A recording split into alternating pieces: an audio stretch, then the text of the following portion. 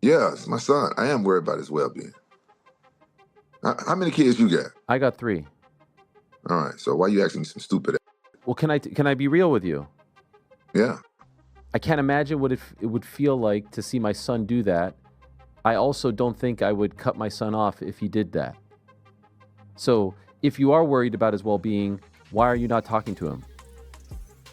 Because he dishonored my name. Roger Jackson, the son of former UFC powerhouse Rampage Jackson, is back in the headlines. And this time, it's not for something good. Raja just got arrested over a wild incident that went down nearly a month ago at a wrestling event, and the details are straight up chaotic. Now here's where it all started.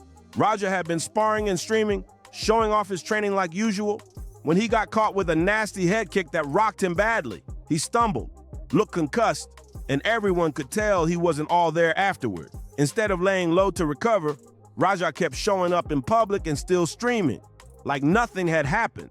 Fast forward, he pulls up at this wrestling event where everything spiraled out of control. A bearded dude known as Psycho Stu comes up out of nowhere and smashes Raja on the head with an empty beer can. You can imagine, Raja completely snapped.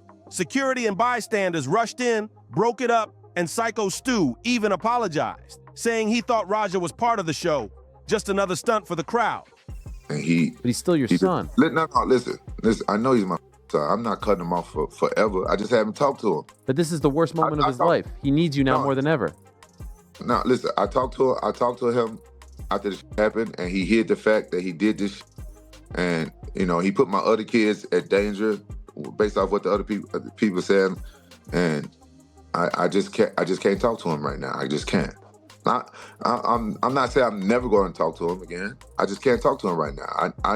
I need some time. I'm dealing with his attorneys and all this, but I'm very disappointed in Roger. Like, yeah, I'm not a perfect parent, so I don't know what's the protocol to how much time you stop from talking to your son when he goes out there and hurt somebody. He put a guy in a hospital. But Raja wasn't trying to hear it. They actually told him he could step into the ring to get his get back, and he did just that.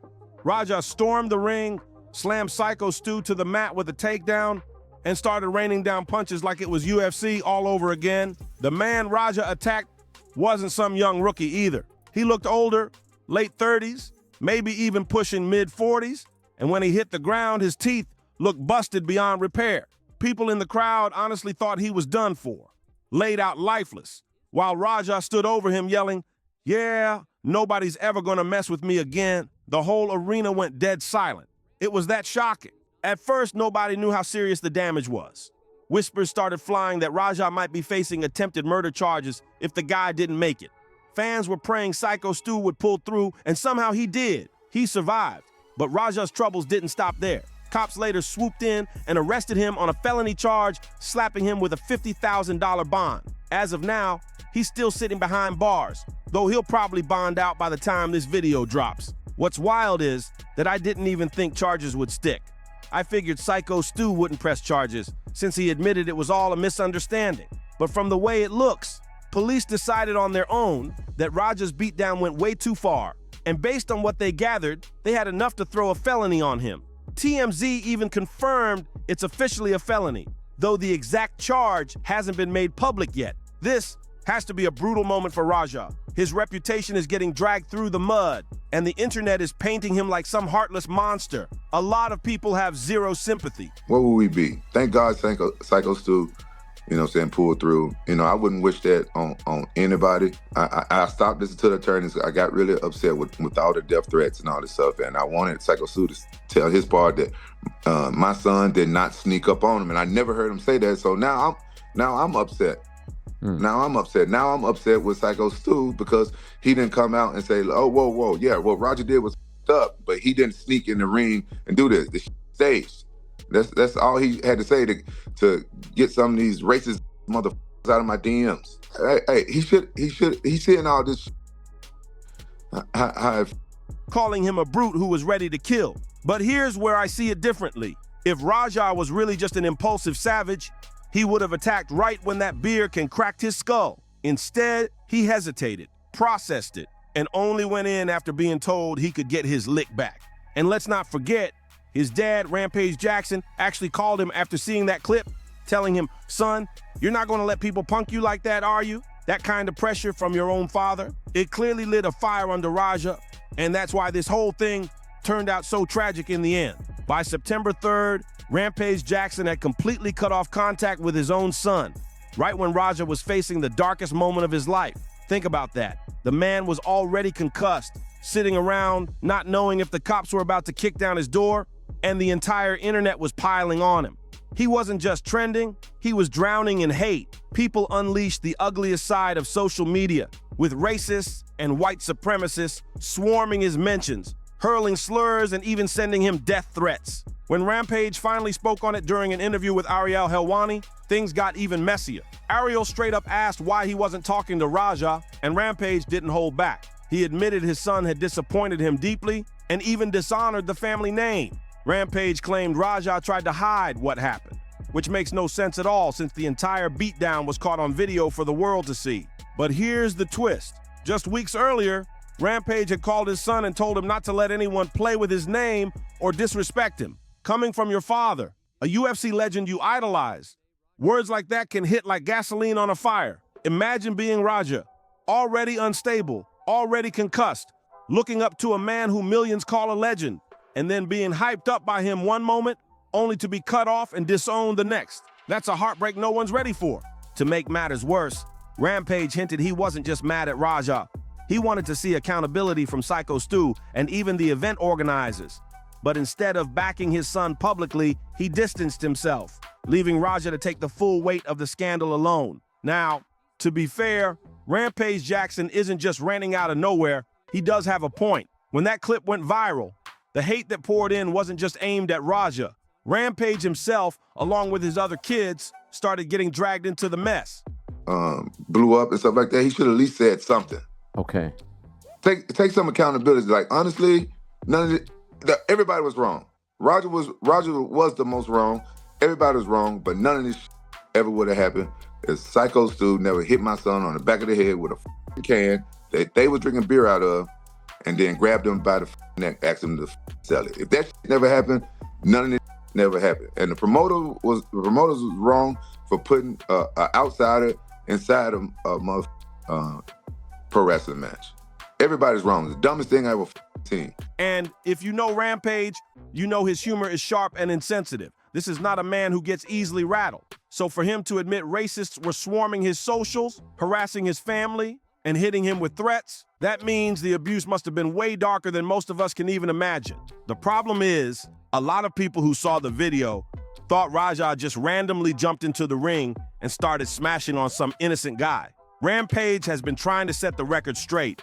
He says, look, this was organized. Raja was actually invited in to play it up for the show, but it spiraled too far. That's the distinction Rampage desperately wants people to understand. And he's not wrong either. If Psycho Stu hadn't cracked Raja over the head with that beer can, none of this would have gone down in the first place. It was a chain reaction of dumb decisions that exploded into a nightmare, ruining reputations, lives, and now even freedom.